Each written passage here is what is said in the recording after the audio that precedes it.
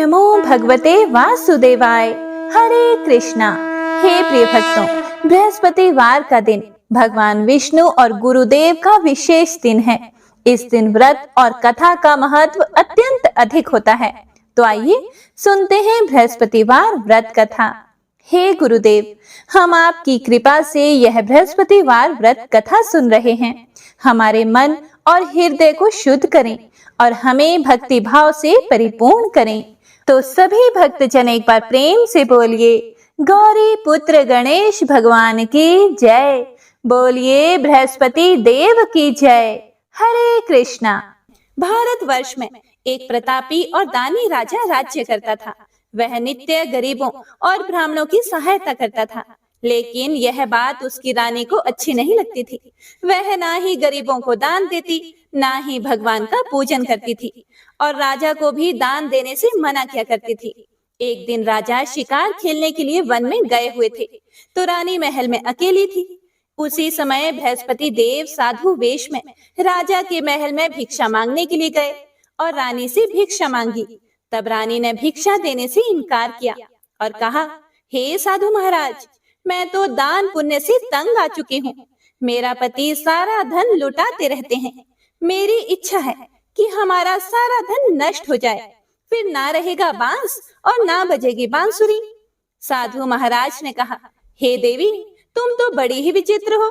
धन संतान तो सभी चाहते हैं, पुत्र और लक्ष्मी तो पापी के घर में भी होनी चाहिए। यदि तुम्हारे पास अधिक धन है तो भूखों को भोजन दो, प्यासों के लिए प्याऊ बनवाओ, मुसाफिरों के लिए धर्मशालाएं खुलवाओ। जो गरीब लोग अपनी कुंवारी कन्याओं का विवाह नहीं कर सकते, उनका विवाह करा दो। ऐसे और कई काम हैं जिनके करने से तुम्हारा यश लोक परलोक में फैलेगा। लेकिन हे प्रिय भक्तों, रानी पर उपदेश का कोई प्रभाव नहीं पड़ा। रानी साधु महाराज से बोली, हे महाराज, आप मुझे कुछ ना समझाएं। मैं ऐसा धन नहीं चाहती जो हर जगह बांटती फिरूं। फिर साधु महाराज ने उत्तर दिया कि यदि तुम्हारी ऐसी ही इच्छा है तो तथास्तु। तुम ऐसा करना कि बृहस्पतिवार को घर लीपकर पीली मिट्टी से अपना सिर धोकर स्नान करना, भट्टी चढ़ाकर कपड़े धोना। ऐसा करने से तुम्हारा सारा धन नष्ट हो जाएगा। इतना कहकर वह साधु महाराज वहां से अंतर्ध्यान हो गए। हे प्रिय भक्तों, साधु महाराज के अनुसार कही बातों को पूरा करते हुए रानी को केवल 3 बृहस्पतिवार ही बीते थे कि उसकी समस्त धन संपत्ति नष्ट हो गई। भोजन के लिए राजा का परिवार तरसने लगा। तब एक दिन राजा ने रानी से कहा कि हे रानी, तुम यहीं रहो, मैं दूसरे देश को जाता हूँ, क्योंकि यहाँ पर सभी लोग मुझे जानते हैं, इसीलिए मैं कोई छोटा कार्य भी नहीं कर सकता। ऐसा कहकर राजा परदेश चला गया। वहां वह जंगल से लकड़ी काट कर लाता और शहर में बेचता था। इस तरह वह अपना जीवन व्यतीत करने लगा। और इधर राजा के परदेश जाते ही रानी और दासी दुखी रहने लगी। एक बार जब रानी और दासी को 7 दिन तक बिना भोजन के रहना पड़ा, तो रानी ने अपनी दासी से कहा कि हे दासी, पास ही के नगर में मेरी बहन रहती है, वह बड़ी धनवान है। तुम उसके पास जाओ और कुछ लेकर आओ, ताकि थोड़ा बहुत गुजर बसर हो जाए। दासी रानी की बहन के पास गई। उस दिन गुरुवार था और रानी की बहन उस समय बृहस्पतिवार व्रत की कथा सुन रही थी। दासी ने रानी की बहन को अपनी रानी का संदेश दिया, लेकिन रानी की बड़ी बहन ने कोई उत्तर नहीं दिया। जब दासी को रानी की बहन से कोई उत्तर नहीं मिला, तो वह बहुत दुखी हुई और उसे बहुत क्रोध भी आया। दासी ने वापस आकर रानी को सारी बात बता दी। सुनकर रानी ने अपने भाग्य को कोसा। उधर रानी की बहन ने सोचा कि मेरी बहन की दासी आई थी, परंतु मैं उससे नहीं बोली, इससे वह बहुत दुखी हुई होगी।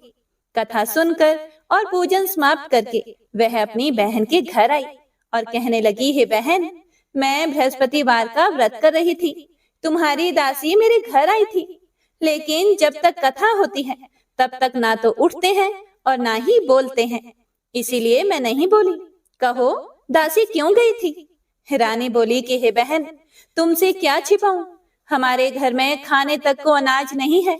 ऐसा कहते कहते रानी की आंखें भर आई।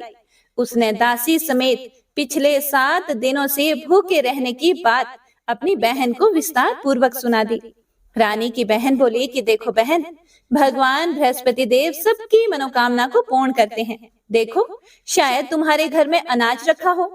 पहले तो रानी को विश्वास ही नहीं हुआ, पर बहन के आग्रह करने पर उसने अपनी दासी को अंदर भेजा, तो उसे सचमुच अनाज से भरा हुआ एक घड़ा मिल गया। यह देखकर दासी को बड़ी हैरानी हुई। दासी रानी से कहने लगी, हे रानी, जब हमको भोजन नहीं मिलता तो हम व्रत ही तो करते हैं, इसीलिए क्यों ना इनसे व्रत और कथा की विधि पूछ ली जाए, ताकि हम भी व्रत कर सकें। तब रानी ने अपनी बहन से बृहस्पतिवार व्रत के बारे में पूछा। उसकी बहन ने बताया कि बृहस्पतिवार के व्रत में चने की दाल और मुनक्का से विष्णु भगवान का केले की जड़ में पूजन करें तथा दीपक जलाएं, व्रत कथा सुने और पीला भोजन ही करें। इससे बृहस्पति देव प्रसन्न होते हैं। व्रत और पूजन विधि बताकर रानी की बहन अपने घर को लौट गई। 7 दिन के बाद जब गुरुवार आया तो रानी और दासी ने व्रत रखा। घुड़साल में जाकर चना और गुड़ लेकर आई, फिर उससे केले की जड़ तथा विष्णु भगवान का पूजन किया, कथा की और आरती की। अब पीला भोजन कहाँ से आए, इस बात को लेकर दोनों बहुत दुखी थे, क्योंकि उन्होंने व्रत रखा था, इसीलिए बृहस्पति देव उनसे प्रसन्न थे। इसीलिए वे एक साधारण व्यक्ति का रूप धारण करके 2 थालों में सुंदर पीला भोजन दासी को दे गए। भोजन पाकर दासी प्रसन्न हुई और फिर रानी के साथ मिलकर भोजन ग्रहण किया। उसके बाद वे सभी गुरुवार को व्रत और पूजन करने लगे। बृहस्पति देव भगवान की कृपा से उनके पास फिर से धन संपत्ति आ गई, परंतु रानी फिर से पहले की तरह आलस्य करने लगी। यह देखकर दासी बोली कि देखो रानी, तुम पहले भी इस प्रकार आलस्य करती थी, तुम्हें धन रखने में कष्ट होता था, इस कारण सभी धन नष्ट हो गया था, और अब जब भगवान बृहस्पति देव की कृपा से धन मिला है तो तुम्हें फिर से आलस्य होता है।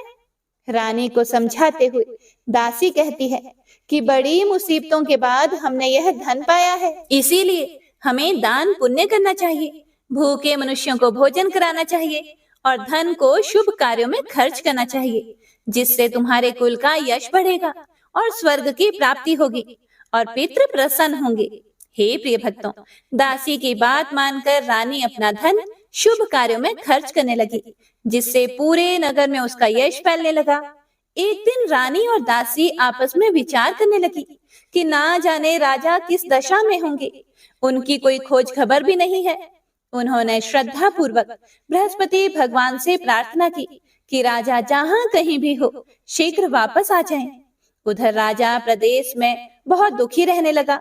वह प्रतिदिन जंगल से लकड़ियां काट कर लाता और उसे शहर में बेचकर अपने दुखी जीवन को बड़ी कठिनता से व्यतीत कर रहा था। एक दिन दुखी होकर अपनी पुरानी बातों को याद करके वह राजा रोने लगा और उदास हो गया। उसी समय राजा के पास बृहस्पति देव साधु के वेश में आकर बोले, हे लकड़हारे, तुम इस सुनसान जंगल में किस चिंता में बैठे हो, मुझे बताओ। यह सुनकर राजा की आंखों में आंसू आ गए। राजा ने हाथ जोड़कर साधु महाराज को प्रणाम किया और संपूर्ण कहानी सुना दी। महात्मा तो दयालु होते हैं। उन्होंने राजा से कहा कि हे राजन, तुम्हारी पत्नी ने बृहस्पतिवार के दिन बृहस्पति भगवान का निरादर किया है, जिसके कारण रुष्ट होकर उन्होंने तुम्हारी यह दशा की थी। अब तुम चिंता को दूर करके मेरे कहने पर चलो तो तुम्हारे सभी कष्ट दूर हो जाएंगे और भगवान तुम्हें पहले से भी अधिक संपत्ति देंगे। देखो, अब तुम्हारी पत्नी ने बृहस्पतिवार का व्रत शुरू कर दिया है। अब तुम भी बृहस्पतिवार का व्रत शुरू करके चने की दाल और गुड़ जल के लोटे में डालकर केले का पूजन करो, फिर कथा कहो या सुनो, भगवान तुम्हारी सभी मनोकामनाओं को पूर्ण करेंगे। साधु के ऐसे वचन सुनकर राजा बोले, हे प्रभु, मुझे लकड़ी बेचकर इतना पैसा नहीं मिलता जिससे भोजन के उपरांत कुछ बचा सकूं, और रात को मैंने अपनी रानी को व्याकुल देखा है। मेरे पास कोई साधन भी नहीं है जिससे मैं उसकी खबर मंगा सकूं। फिर मैं कौन सी कहानी कहूं, यह भी मुझे नहीं मालूम। साधु महाराज बोले, हे राजन, मन में बृहस्पति भगवान के पूजन व्रत का निश्चय करो। वे स्वयं ही तुम्हारे लिए कोई ना कोई राह बना देंगे। बृहस्पतिवार के दिन तुम रोजाना की तरह लकड़ियां लेकर शहर को जाओ। तुमको रोज से दुगुना धन प्राप्त होगा, जिससे तुम भली भांति भोजन कर लोगे तथा बृहस्पति देव की पूजा का सामान भी आ जाएगा। और तुमने जो बृहस्पतिवार की कहानी के बारे में मुझसे पूछा है वह इस प्रकार है, सुनो। साधु वेश में भगवान बृहस्पति देव उसे कहानी सुनाते हुए बोले कि प्राचीन काल में एक ब्राह्मण रहता था। वह बहुत निर्धन था, उसके कोई संतान नहीं थी। उसकी पत्नी बहुत मलिनता के साथ रहती थी। वह स्नान नहीं करती थी, किसी देवता का पूजन नहीं करती थी। इससे ब्राह्मण देवता बड़े दुखी थे। बेचारे बहुत कुछ कहते थे, किंतु उसका कुछ परिणाम नहीं निकला। भगवान की कृपा से ब्राह्मण की पत्नी के कन्या रूपी रत्न पैदा हुआ। कन्या बड़ी होने पर प्रातः स्नान करके विष्णु भगवान का जाप व बृहस्पतिवार का व्रत करने लगी। अपने पूजन पाठ को समाप्त करके विद्यालय जाती तो अपनी मुट्ठी में जौ भर कर ले जाती और पाठशाला के रास्ते में डालती जाती। तब ये जौ स्वर्ण के हो जाते। लौटते समय उनको बीन कर घर ले आती थी। एक दिन वह बालिका सूप में उस सोने के जौ को पटक कर साफ कर रही थी कि उसके पिता ने देख लिया और उससे कहा कि बेटी, सोने के जौ के लिए सोने का सूप होना चाहिए। दूसरे दिन बृहस्पतिवार था। इस कन्या ने व्रत रखा और बृहस्पति देव से प्रार्थना करके कहा कि मैंने आपकी पूजा सच्चे मन से की हो तो मेरे लिए सोने का सूप दे दो। बृहस्पति देव ने उसकी प्रार्थना स्वीकार कर ली। रोजाना की तरह वह कन्या जौ फैलाती हुई जाने लगी। जब लौटकर जौ बीन रही थी तो बृहस्पति देव की कृपा से सोने का सूप मिला। उसे वह घर ले आई और उसमें जौ साफ करने लगी, परंतु उसकी माँ का वही ढंग रहा। एक दिन की बात है, वह कन्या सोने के सूप में जौ साफ कर रही थी। उस समय उस शहर का राजपुत्र वहां से होकर निकला। इस कन्या के रूप और कार्य को देखकर वह मोहित हो गया तथा अपने घर आकर भोजन तथा जल त्याग कर उदास होकर लेट गया। राजा को इस बात का पता लगा तो अपने प्रधानमंत्री के साथ उसके पास गए और बोले, हे पुत्र, तुम्हें किस बात का कष्ट है? किसी ने अपमान किया है अथवा और कारण हो तो कहो, मैं वही कार्य करूंगा जिससे तुम्हें प्रसन्नता हो। अपने पिता की राजकुमार ने बातें सुनी तो वह बोला कि मुझे आपकी कृपा से किसी बात का दुख नहीं है। किसी ने मेरा अपमान भी नहीं किया है, परंतु मैं उस लड़की से विवाह करना चाहता हूँ जो सोने के सूप में जौ साफ कर रही थी। यह सुनकर राजा आश्चर्य में पड़ा और बोला, हे पुत्र, इस तरह की कन्या का पता तुम ही लगाओ, मैं उसके साथ तेरा विवाह अवश्य ही करवा दूंगा। राजकुमार ने उस लड़की के घर का पता बताया। तब मंत्री उस लड़की के घर गए और ब्राह्मण देवता को सभी हाल बतलाया। ब्राह्मण देवता राजकुमार के साथ अपनी कन्या का विवाह करने के लिए तैयार हो गए तथा विधि विधान के अनुसार ब्राह्मण की कन्या का विवाह राजकुमार के साथ हो गया। कन्या के घर से जाते ही पहले की भांति उस ब्राह्मण देवता के घर में गरीबी का निवास हो गया। अब भोजन के लिए भी अन्न बड़ी मुश्किल से मिलता था। एक दिन दुखी होकर ब्राह्मण देवता अपनी पुत्री के पास गए। बेटी ने पिता की दुखी अवस्था को देखा और अपनी माँ का हाल पूछा। तब ब्राह्मण ने सभी हाल कहा। कन्या ने बहुत सा धन देकर अपने पिता को विदा कर दिया। इस तरह ब्राह्मण का कुछ समय सुखपूर्वक व्यतीत हुआ। कुछ दिनों के बाद फिर से वही हाल हो गया। ब्राह्मण फिर अपनी कन्या के यहाँ गया और सारा हाल कहा तो लड़की बोली, हे पिताजी, आप माता जी को यहाँ लाओ, मैं उन्हें विधि बता दूंगी जिससे गरीबी दूर हो जाए। वह ब्राह्मण देवता अपनी पत्नी को साथ लेकर पहुंचे तो अपनी माँ को वह समझाने लगी कि हे माँ, आप प्रातः काल प्रथम स्नान आदि करके विष्णु भगवान का पूजन करो तो सब दरिद्रता दूर हो जाएगी। परंतु उसकी माँ ने एक भी बात नहीं मानी और प्रातः काल उठकर अपनी पुत्री के बच्चों की जूठन को खा लिया। इससे उसकी पुत्री को भी बहुत गुस्सा आया और एक रात को कोठरी से सभी सामान निकाल दिया और अपनी माँ को उसमें बंद कर दिया। प्रातः काल उसे निकाला तथा स्नान आदि कराकर पाठ करवाया तो उसकी माँ की बुद्धि ठीक हो गई और फिर प्रत्येक बृहस्पतिवार को व्रत रखने लगी। इस व्रत के प्रभाव से उसके माँ बाप बहुत ही धनवान और पुत्रवान हो गए और बृहस्पति जी के प्रभाव से इस लोक के सुख भोग कर स्वर्ग को प्राप्त हुए। कथा कहकर साधु बने बृहस्पति देव वहां से अंतर ध्यान हो गए। धीरे धीरे समय व्यतीत होने पर फिर वही बृहस्पतिवार का दिन आया। लकड़हारा जंगल से लकड़ी काटकर किसी शहर में बेचने गया। उसे उस दिन और दिन से अधिक पैसा मिला। राजा ने चना गुड़ आदि लाकर गुरुवार का व्रत किया। उस दिन से उसके सभी दुख दूर हुए। परंतु जब दोबारा गुरुवार का दिन आया तो बृहस्पतिवार का व्रत करना वह भूल गया। इस कारण बृहस्पति भगवान नाराज हो गए। उस दिन उस नगर के राजा ने विशाल यज्ञ का आयोजन किया तथा शहर में यह घोषणा करा दी कि कोई भी मनुष्य अपने घर में भोजन ना बनाए, न आग जलाए। समस्त जनता मेरे यहाँ भोजन करने आए। इस आज्ञा को जो नहीं मानेगा उसे फांसी दी जाएगी। इस तरह की घोषणा संपूर्ण नगर में करवा दी गई। राजा की आज्ञा के अनुसार शहर के सभी लोग भोजन करने गए, लेकिन लकड़हारा कुछ देर से पहुंचा। इसीलिए राजा उसको अपने साथ घर ले गए और घर ले जाकर भोजन करा रहे थे तो रानी की दृष्टि उस खूंटी पर पड़ी जिस पर उसका हार लटका था। वह वहां पर दिखाई नहीं दिया। रानी ने निश्चय किया कि मेरा हार इस मनुष्य ने चुरा लिया है। उसी समय सिपाहियों को बुलाकर उसको कारागार में डलवा दिया गया।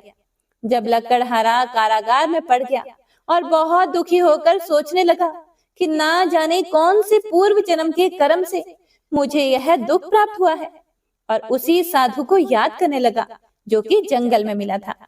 उसी समय तत्काल बृहस्पति देव साधु के रूप में प्रकट हुए और उसकी दशा को देखकर कहने लगे, अरे मूर्ख, तूने बृहस्पति देव की कथा नहीं की, इस कारण तुझे दुख प्राप्त हुआ है। अब चिंता मत कर। बृहस्पतिवार के दिन कारागार के दरवाजे पर 4 पैसे पड़े मिलेंगे। उनसे तू बृहस्पति देव की पूजा करना, तेरे सभी कष्ट दूर हो जाएंगे। बृहस्पतिवार के दिन उसे 4 पैसे मिले। लकड़हारे ने कथा कही। उसी रात्रि को बृहस्पति देव ने उस नगर के राजा को स्वप्न में कहा कि हे राजन, तुमने जिस आदमी को जेल में बंद कर दिया है वह निर्दोष है। वह एक राजा है, उसे छोड़ देना। रानी का हार उसी खूंटी पर लटका है। अगर तू ऐसा नहीं करेगा तो मैं तेरे राज्य को नष्ट कर दूंगा। इस तरह रात्रि के स्वप्न को देखकर राजा प्रातःकाल उठा और खूंटी पर हार देखकर लकड़हारे को बुलाकर क्षमा मांगी तथा लकड़हारे को योग्य सुंदर वस्त्र आभूषण देकर विदा कर दिया। बृहस्पति देव की आज्ञा के अनुसार लकड़हारा अपने नगर को चल दिया। राजा जब अपने नगर के निकट पहुंचा तो उसे बड़ा आश्चर्य हुआ। नगर में पहले से भी अधिक बाग, तालाब, कुएं तथा बहुत सी धर्मशालाएं, मंदिर आदि बन गए हैं। राजा ने पूछा, यह किसका बाग और धर्मशाला है? तब नगर के सभी लोग कहने लगे कि यह सब रानी और दासी के हैं। तो राजा को यह सुनकर आश्चर्य हुआ और गुस्सा भी आया कि रानी के पास इतना पैसा कहां से आ गया। जब रानी ने यह खबर सुनी कि राजा आ रहे हैं तो उन्होंने दासी से कहा, हे दासी, देख, राजा हमको कितनी बुरी हालत में छोड़कर गए थे। हमारी ऐसी हालत देखकर वह लौट ना जाए, इसीलिए तू दरवाजे पर खड़ी हो जा। आज्ञा अनुसार दासी दरवाजे पर खड़ी हो गई। राजा आए तो उन्हें अपने साथ लेकर आई। तब राजा ने क्रोध करके अपनी रानी से पूछा कि यह धन तुम्हें कैसे प्राप्त हुआ है? तब उन्होंने कहा, हमें यह सब धन बृहस्पति देव के इस व्रत के प्रभाव से प्राप्त हुआ है। राजा ने निश्चय किया कि 7 रोज बाद तो सभी बृहस्पति देव का पूजन करते हैं, लेकिन मैं प्रतिदिन 3 बार कहानी तथा रोज व्रत किया करूंगा। अब हर समय राजा के दुपट्टे में चने की दाल बंधी रहती तथा दिन में 3 बार कहानी कहता। एक रोज राजा ने सोचा कि चलो अपनी बहन के यहाँ हो आए। इस तरह निश्चय करके राजा घोड़े पर सवार होकर अपनी बहन के यहाँ को चलने लगा। रास्ते में उसने देखा कि कुछ आदमी एक मुर्दे को लिए जा रहे हैं। उन्हें रोककर राजा कहने लगा, अरे भाइयों, मेरी बृहस्पति देव की कथा सुन लो। वे बोले, लो, हमारा तो आदमी मर गया, इसको अपनी कथा की पड़ी है। परंतु कुछ आदमी बोले, अच्छा कहो, हम तुम्हारी कथा भी सुनेंगे। राजा ने दाल निकाली और जब कथा आधी हुई थी कि मुर्दा हिलने लग गया। और जब कथा समाप्त हो गई तो राम राम करके मनुष्य उठकर खड़ा हो गया। आगे रास्ते में उसे एक किसान खेत में हल चलाता हुआ मिला। राजा ने उसे देखा और उससे बोले कि अरे भैया, तुम मेरी बृहस्पतिवार की कथा सुन लो। किसान बोला, जब तक मैं तेरी कथा सुनूंगा तब तक 4 हरिया जोत लूंगा। जा अपनी कथा किसी और को सुनाना। इस तरह राजा आगे चलने लगा। राजा के हटते ही बैल पछाड़ खाकर गिर गए तथा किसान के पेट में बड़ी जोर का दर्द होने लगा। उस समय उसकी माँ रोटी लेकर आई। उसने जब यह देखा तो अपने पुत्र से सब हाल पूछा और बेटे ने सभी हाल कह दिया। तो बुढ़िया दौड़ी दौड़ी उस घुड़सवार के पास गई और उससे बोली कि मैं तेरी कथा सुनूंगी, तू अपनी कथा मेरे खेत पर चलकर ही कहना। राजा ने बुढ़िया के खेत पर जाकर कथा कही, जिसके सुनते ही वह बैल उठ खड़े हुए तथा किसान के पेट का दर्द भी बंद हो गया। राजा अपनी बहन के घर पहुंचा। बहन ने भाई की खूब मेहमानी की। दूसरे रोज प्रातःकाल राजा जगा तो वह देखने लगा कि सब लोग भोजन कर रहे हैं। राजा ने अपनी बहन से कहा, ऐसा कोई मनुष्य है जिसने भोजन नहीं किया हो? मेरी बृहस्पतिवार की कथा सुन ले। बहन बोली, हे भैया, यह देश ऐसा ही है। पहले यहाँ लोग भोजन करते हैं, बाद में अन्य काम करते हैं। अगर कोई पड़ोस में हो तो देख आती हूँ। वह ऐसा कहकर देखने चली गई, परंतु उसे कोई भी ऐसा व्यक्ति नहीं मिला जिसने भोजन नहीं किया हो। इसीलिए वह एक कुम्हार के घर गई, जिसका लड़का बीमार था। उसे मालूम हुआ कि उनके यहाँ 3 रोज से किसी ने भी भोजन नहीं किया है। रानी ने अपने भाई की कथा सुनने के लिए कुम्हार से कहा और वह तैयार हो गया। राजा ने जाकर बृहस्पतिवार की कथा कही, जिसको सुनकर उसका लड़का ठीक हो गया। अब तो राजा की प्रशंसा होने लगी। एक रोज राजा ने अपनी बहन से कहा, हे बहन, हम अपने घर को जाएंगे, तुम भी तैयार हो जाओ। राजा की बहन ने अपनी सास से कहा तो सास ने कहा कि हाँ चली जा, परंतु अपने लड़कों को मत ले जाना, क्योंकि तेरे भाई के कोई औलाद नहीं है। बहन ने अपने भैया से कहा, हे भैया, मैं तो चलूंगी पर कोई बालक नहीं जाएगा। राजा बोला, जब कोई बालक नहीं चलेगा तब तुम भी क्या करोगी? बड़े दुखी मन से राजा अपने नगर को लौट आया। राजा ने अपनी रानी से कहा, हम निर्वंशी हैं, हमारा मुंह देखने का धर्म नहीं है और कुछ भोजन आदि नहीं किया। रानी बोली, हे प्रभु, बृहस्पति देव ने हमें सब कुछ दिया है, वह हमें औलाद अवश्य देंगे। उसी रात को बृहस्पति देव ने राजा के स्वप्न में कहा, हे राजा, उठो, सभी सोच त्याग दो, तेरी रानी गर्भ से है। राजा को यह बात सुनकर बड़ी खुशी हुई। 9वें महीने में उसकी पत्नी के गर्भ से एक सुंदर पुत्र पैदा हुआ। तब राजा बोला, हे रानी, स्त्री बिना भोजन के रह सकती है, पर बिना कहे नहीं रह सकती। जब मेरी बहन आए तुम उससे कुछ मत कहना। रानी ने सुनकर हाँ कर दिया। जब राजा की बहन ने यह शुभ समाचार सुना तो वह बहुत खुश हुई तथा बधाई लेकर अपने भाई के यहाँ आई। तभी रानी ने कहा, घोड़ा चढ़कर तो नहीं आई, गधा चढ़ी आई।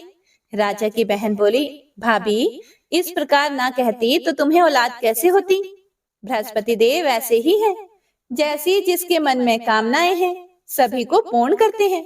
जो सद्भावना पूर्वक बृहस्पतिवार का व्रत करता है, कथा पढ़ता या सुनता है, दूसरों को सुनाता है, बृहस्पति देव उनकी सभी मनोकामनाएं पूर्ण करते हैं। बृहस्पति देव उनकी सदैव रक्षा करते हैं। जो संसार में सद्भावना और सच्चे हृदय से बृहस्पति देव का पूजन करते हैं, उनकी सभी मनोकामनाएं उसी प्रकार पूर्ण होती हैं, जैसे राजा और रानी ने बृहस्पति देव की कथा का गुणगान किया। उनकी सभी इच्छाएं बृहस्पति देव ने पूर्ण की। मनुष्य को हृदय से उनका मनन करते हुए जयकारा करना चाहिए। तो प्रेम से बोलिए, बृहस्पति देव की जय। बोलिए, लक्ष्मी नारायण भगवान की जय। हे प्रिय भक्तों, तो आइए अब सुनते हैं बृहस्पतिवार की दूसरी कथा। एक बार देवराज इंद्र स्वर्ग में अपने सिंहासन पर विराजमान थे। सारे देवता, ऋषि, गंधर्व, किन्नर आदि भी उस सभा में उपस्थित थे। तभी देव गुरु बृहस्पति जी वहां पर आ गए तो उनके सम्मान में सभी खड़े हो गए। किंतु उस दिन देवराज इंद्र अहंकार वश खड़े नहीं हुए और जैसे वो पहले उनका आदर करते थे वैसा उनका आदर भी नहीं किया। देव गुरु बृहस्पति जी इसे अपना अनादर समझकर वहां से चले गए। तब देवराज इंद्र को अपने किए पर बड़ा दुख हुआ। उन्हें लगा कि उन्होंने देव गुरु का अनादर कर दिया है और देव गुरु उनसे रुष्ट हो गए हैं। उन्हें अपनी भूल का एहसास हो गया था। देवराज ने सोचा कि देव गुरु के आशीर्वाद से ही उन्हें स्वर्ग का वैभव मिला है। वो अपने क्रोध से सब नष्ट कर सकते हैं। इसीलिए उनके क्षमा मांगने का विचार कर देवराज इंद्र उनके पास गए।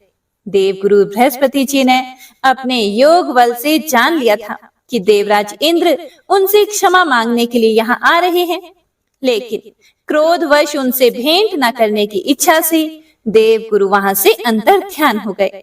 जब देवराज इंद्र को देवगुरु बृहस्पति जी वहां नहीं मिले तो वे निराश होकर वापस लौट गए। यह समाचार जब दैत्यों के राजा वृषवर्मा ने सुना तो उसने दैत्य गुरु शुक्राचार्य से भेंट की और उनकी आज्ञा से इंद्रलोक पर आक्रमण कर दिया। देव गुरु की कृपा प्राप्त न होने के कारण देवता दैत्यों से हारने लगे। तब देवताओं ने ब्रह्मा जी को सारा वृतांत सुनाया और उनसे सहायता मांगी। तब ब्रह्मा जी ने उनसे कहा कि तुमसे बहुत बड़ा अपराध हुआ है जो तुमने देव गुरु को क्रोधित कर दिया है। अब अगर तुम अपना कल्याण चाहते हो तो त्वष्टा ब्राह्मण का पुत्र विश्वरूपा जो बड़ा तपस्वी और ज्ञानी है उसे अपना पुरोहित बना लो, तभी तुम्हारा कल्याण हो सकता है। ब्रह्मा जी के वचन सुनते ही देवराज इंद्र त्वष्टा के पास पहुंच गए और बड़े ही विनम्र भाव से त्वष्टा से निवेदन किया कि आप हमारे पुरोहित बनकर हमारा कल्याण करें।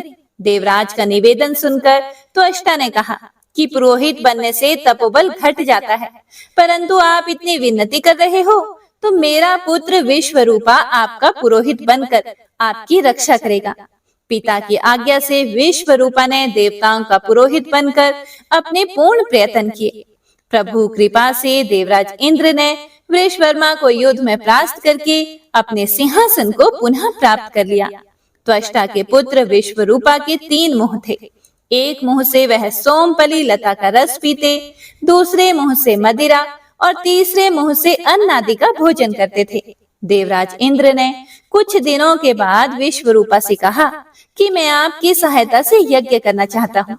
फिर विश्वरूपा ने आज्ञा अनुसार यज्ञ प्रारंभ कर दिया।